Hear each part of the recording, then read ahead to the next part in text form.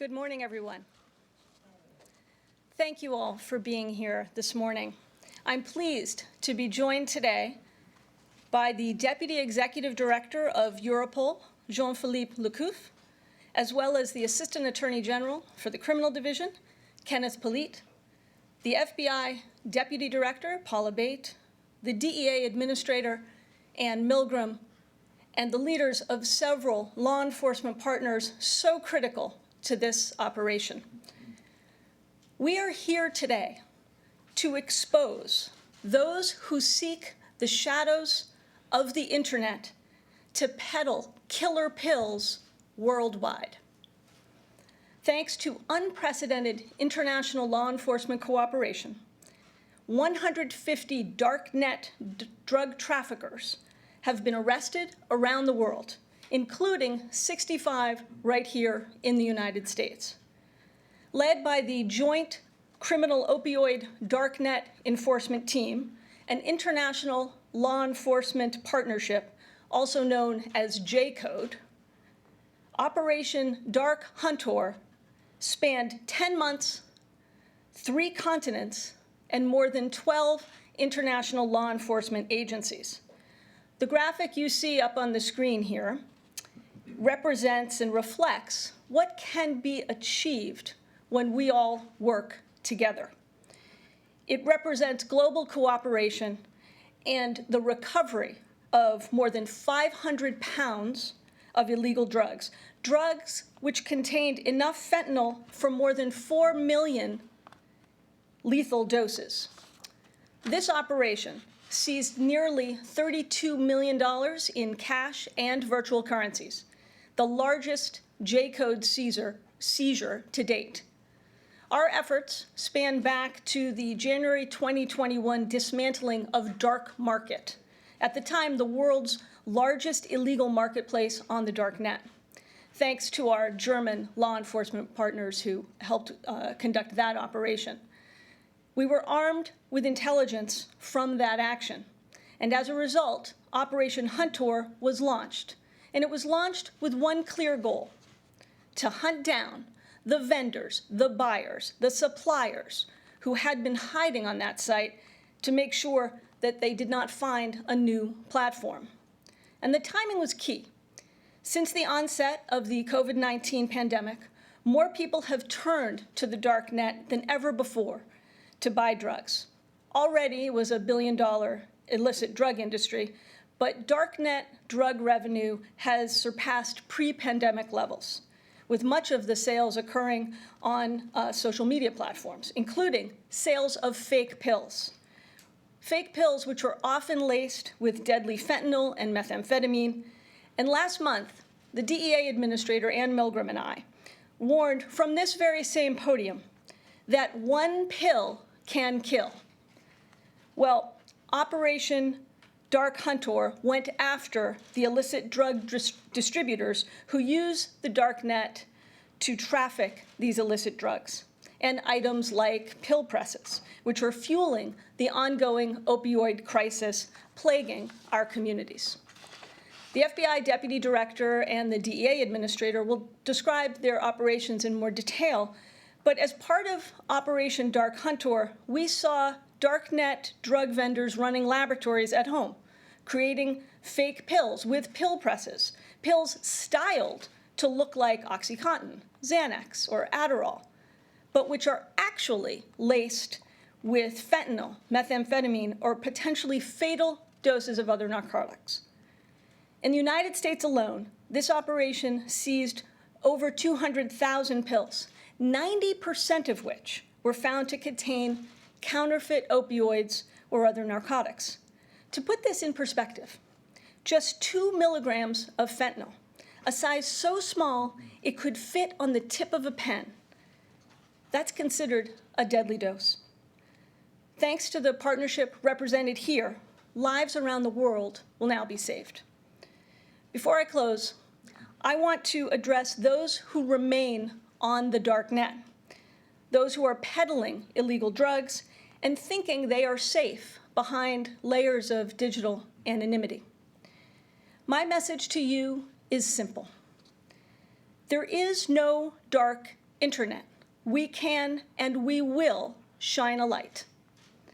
The agencies you see here and the thousands of law enforcement professionals that they represent will bring to bear all of their resources to protect our citizens and to hold you accountable.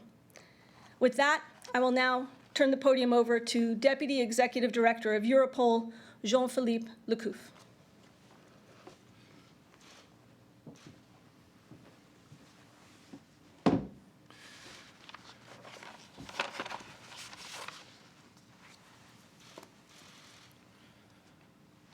Thank you very much. As Europol Deputy Executive Director for Operation, I would like to thank the Deputy Attorney General and our US law enforcement partners for inviting us today and inviting Europol to take part to this event. Europol have taken its part in coordinating the international dimension of this operation, and also by analysis and enrichment of the information provided by our German colleagues and our international partners. The results obtained by this coalition of 9 countries, you have the flags here on the screen, are spectacular, and most of the arrested buyers or vendors are considered by Europol as high-value targets, being among the most prolific or sensitive actors on the dark web. Tor was created for privacy protection, but it is clearly misused by criminals. With such operations, based on information sharing, trust between partners, and international coordination, we are sending a strong message to these criminals on the dark web. No one is beyond the reach of law, even on the dark web. More arrests are to be expected as Europol continues to work with its American and European partners to unmask these criminals and to make our world a safer place. Thank you. I now pass the floor to Assistant Attorney General Kenneth Pollitt.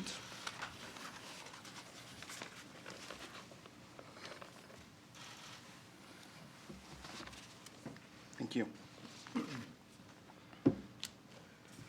Operation Dark HunTor stands as our most recent victory in the global fight against cyber-enabled drug trafficking. The online trafficking of opioids, particularly fentanyl, poses a lethal threat not only to the United States, but also to our European and Australian counterparts and beyond. This is a global threat, and it requires a global response. You see, our communities now face the constant threat of relatively easy access to dangerous illicit drugs now being peddled not on a street corner, but in cyberspace. Operation Dark HunTor highlights both the magnitude of this lethal threat and the significant efforts we are taking here at the Department of Justice to address it. So I am proud to stand here today proclaiming that the Department of Justice is fully engaged in the battle against drug trafficking, utilizing the internet to push poison into our communities. In particular, I want to thank the men and women of the Criminal Division and applaud their bilateral commitment with our European and Australian counterparts.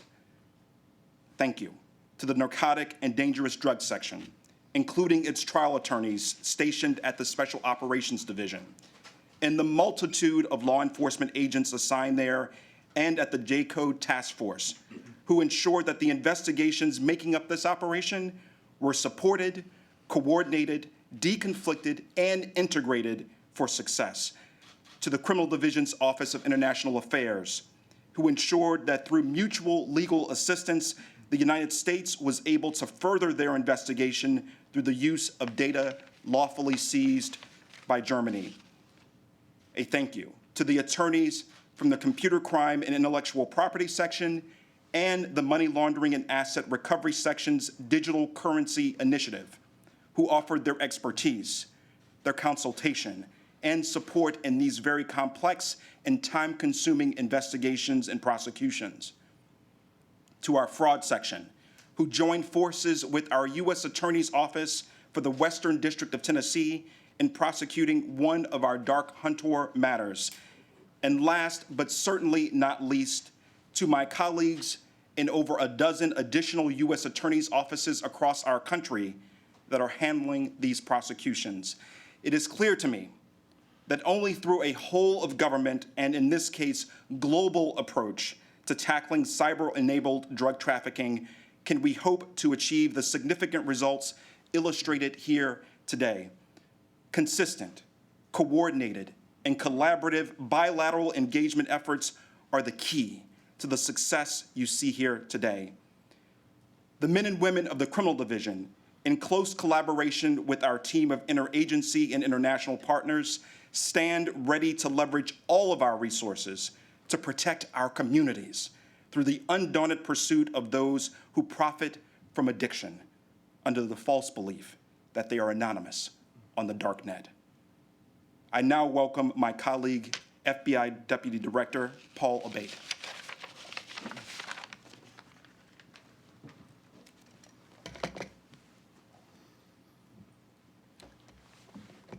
Thank you, AAG Polite, and good morning, everyone.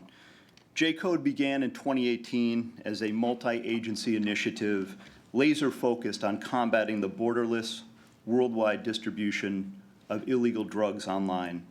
Since that time, the bottom line is this: JCODE has been relentless in finding and arresting drug dealers around the world who falsely believe they can evade justice by operating on the Darknet, as well as keeping dangerous drugs, particularly counterfeit and contaminated drugs, off the streets and away from the thousands of people who fall victim every year. Those purchasing drugs through the Darknet often don't know what they're getting or if they're about to get something that may contain a lethal dose of fentanyl. Because of that, one of the very real impacts, positively, of disrupting Darknet drug sales is making the U.S. and the world a safer place. As highlighted, Operation Dark HunTor has achieved a large, high-impact number of arrests and seizures, but I'd like to point out another number as well. The CDC has published that there were over 90,000 drug overdose deaths in the U.S. in 2020 alone, up more than 20,000 over the 2019 numbers.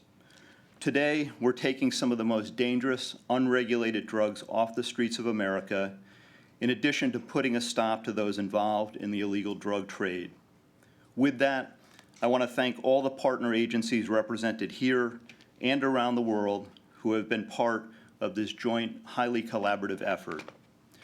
Preventing the use of the Darknet for illicit trade requires a global, interagency, interconnected response. And this only works because of the close, cohesive relationships between the 12 JCODE agencies and our many, many exceptional international partners.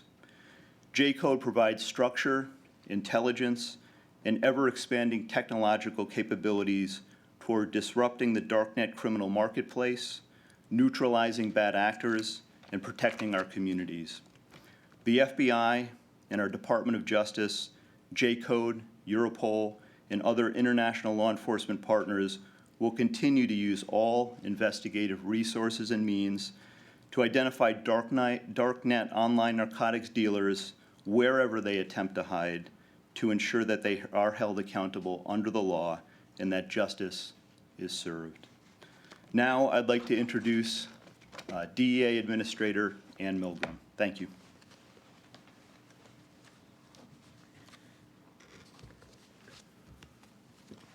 Good morning. Thank you to the Deputy Attorney General, to Europol, to ICE, the FBI, and the United States Postal Service, and to the Assistant Attorney General for the Criminal Division. It is a privilege to work with each of you on this critical issue. We face new and increasingly dangerous threats as drug traffickers expand into the digital world and use the Darknet to sell dangerous drugs like fentanyl and methamphetamine. Today's takedown shows that that instead of selling on street corners, drug traffickers today are now turning to operating on the Darknet, trying to hide their criminal acts from law enforcement. This means that drug traffickers are everywhere. It means that they now operate in every single room, in every home that has a smartphone or a computer. As part of this operation, DEA took enforcement action in 9 of our divisions, including our Special Operations Division. We made 36 arrests across 13 states and the District of Columbia. DEA seized dozens of kilograms of fentanyl, methamphetamine, heroin, and cocaine. We seized 31 weapons and over 200,000 fake counterfeit pills, many of which were pressed with fentanyl or methamphetamine and are made deceptively to look exactly like real prescription pills. Our work has never been more important. Across the country, we are seeing surges in overdose deaths driven by fentanyl and by methamphetamine and by the increased availability of these fake counterfeit pills. These are the drugs that are driving the overdose crisis in America, where 250 people die each day from overdoses and countless more overdose but are fortunate to survive. As the Deputy Attorney General highlighted, last month, DEA took a rare step when we issued a public safety alert, warning Americans of a dramatic increase in the availability and lethality of these counterfeit fake prescription pills. We cannot stress enough the danger of these substances. Our lab at DEA, our testing reveals that 4 in 10 fentanyl pills containing fentanyl, now contain a potentially deadly dose, 2 milligrams or more. The pills we seized as part of this operation were made to look like oxycodone, like hydrocodone, and like Adderall, but they are not real prescription pills. These pills, some of them contained fentanyl and some contained meth. We are now seeing these counterfeit pills being sold in every single state in our country, and we are seizing them at record rates. To date this year, we have already seized more than 11.5 million counterfeit pills. That is 4 times more than what we seized in 2019. DEA is committed to protecting the safety and the health of our communities by targeting and dismantling drug trafficking organizations wherever they operate, including on the Darknet. And we are also committed to working together in partnership with our domestic and foreign law enforcement counterparts to do all that we can do to save lives. Thank you. It's now my pleasure to introduce the Acting Director of ICE, Tay Johnson.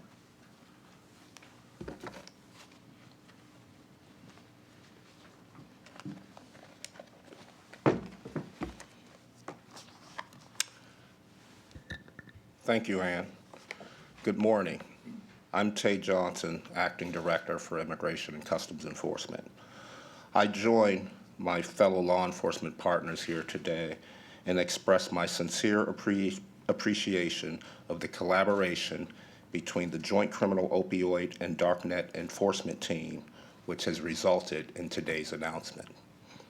As DHS's principal investigative agency, focused on transnational crime, ICE's Homeland Security investigations identify, infiltrate, interdict, and dismantle organizations that utilize the dark web for criminal activity.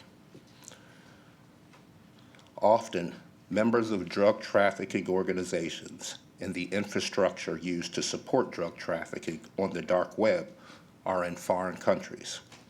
Therefore, HSI leverages its relationships with foreign partners to work collaboratively to dismantle these organizations and their infrastructure. HSI's covert operations also target transnational organizations and individuals who launder proceeds for criminal networks engaging in or supporting Darknet marketplaces. They have been successful in tracing and seizing illicit proceeds derived from trafficking and distribution of online illicit opioids. Illicit dark web marketplaces represent a significant threat to public health, economic, and national security.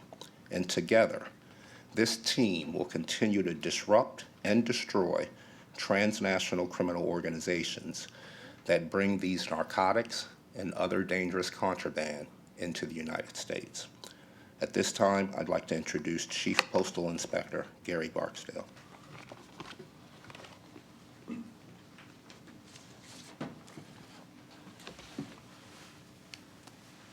Good morning. Thank you, Director Johnson. You know, illicit drugs are killing Americans and people around the world at a very alarming rate. The criminals responsible use the dark web and other means to sell and ship narcotics and other dangerous goods around the world, often relying on the Postal Service or other private carriers. They're extremely sophisticated, tech-savvy, and highly capable of adapting quickly to the ever-changing technologies. It's critical now more than ever that the United States Postal Inspection Service, along with our federal and international partners, cooperate to bring down these dark web sellers and dismantle the marketplaces they use to promote themselves. Our efforts have led to identifying and arresting these drug dealers wherever they lie in the world. Operation Dark HunTor showcases the work we can accomplish in partnerships with our local, state, federal, and international partners. This international operation has been very methodical, a coordinated effort where we're seeing concrete results in arrest, prosecution, and seizures of narcotics and other assets. We continue to increase our coordination with federal partners domestically, like the high-intensity drug trafficking, otherwise known as HIDTA, and other state and local task forces, as well as expand our efforts to work with Europol and other international partners. Our commitment is two-pronged: to stop those who use the U.S. mail to send illegal narcotics and other dangerous goods, and to protect the many postal workers throughout the United States. I hope this operation sends a loud and clear message to those that seek to use the mail to distribute their drugs, that there's a coordinated effort to go after them no matter where they are in the world. Thank you. And now we will open it up for questions. Just a reminder, we do have a hard stop at 10:30 due to scheduling reasons.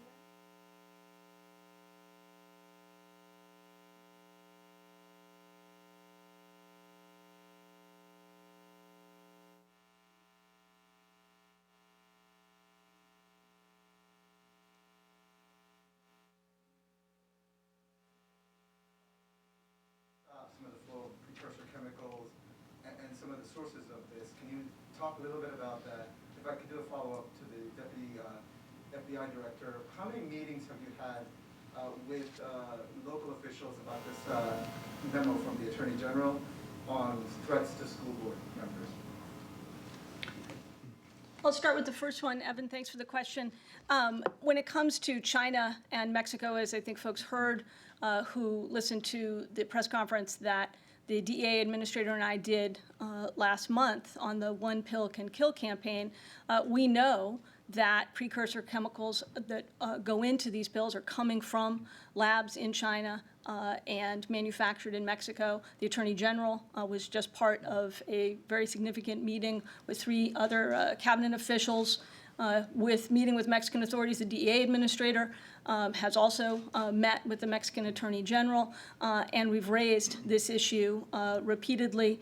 And look, you can expect us to continue to press our international counterparts, to press countries like China, to press Mexico to make sure that these labs cannot operate from their locations and send deadly pills here to this country, and that the flow of those precursor chemicals are stopped coming through Mexico and ultimately to the United States. Does anyone have any on-topic questions? Mr. Bate, could you answer the question? With due respect, Evan, we're going to stay on the topic. That's it. Any on-topic questions? Well, I have an on-topic and an off-topic. Please ask your on-topic question. We have limited time. So, out of the Sorry, arrests, Jacobson. out of the arrests that were made, do you expect from the other countries that these people are actually going to get extradited into the asked to face justice here, number one. And number two, now that the National School Board Association has issued basically an apology letter, does the department still stand by, keep the same position with the Attorney General's memo? I'll ask the criminal division head to talk about the extradition issue. Certainly, thank you. Our Office of International Affairs is certainly engaged in this effort of extraditing a number of the defendants in these cases. As you see from the slide here, we have a number of partners from our European and Australian counterparts who are assisting in that effort as well. That is an ongoing process. Just to follow up on that, as the Europol deputy director said, the long arm of the law is present and consistent as reflected in this collaborative effort that we're announcing here today, and we won't rest until we do get folks who we have identified who are responsible for this activity, and we will use all the means that we have, including our extradition authorities, to bring them here to justice. And on your other question, I think the Attorney General has been quite clear that the job of the Department of Justice, working with state and local law enforcement, is to prevent violence, to prevent threats of violence, whether it's in school boards, whether it's in hate crimes, whether it's against election workers, whether it's threats against judges or members of Congress. Our focus is on preventing violence and threats of violence. Thank you. Just one more question, Charlotte Pinto with AFP. Yes, the question about the timing of the arrest. So you say they span over 10 months, or they were done recently? And you said you expect more to come. Do you have an idea of how many people you're targeting? Yes, thank you. Well, the operation lasts for 10 months. What is remarkable, I think, is that we have been able to disseminate some information package to our partners, and they take actions without having any warning from the guys who are doing that. And today, I think some of them, maybe they are a little bit worried about who is going to be on the list, the next ones. So there are some investigations are still ongoing in some of the countries that you see here, because some people have been identified, and the work will be following, because each time we arrest people, each time we search a house, we find new leads for new investigation. So the work is still ongoing. Thank you. Thank you.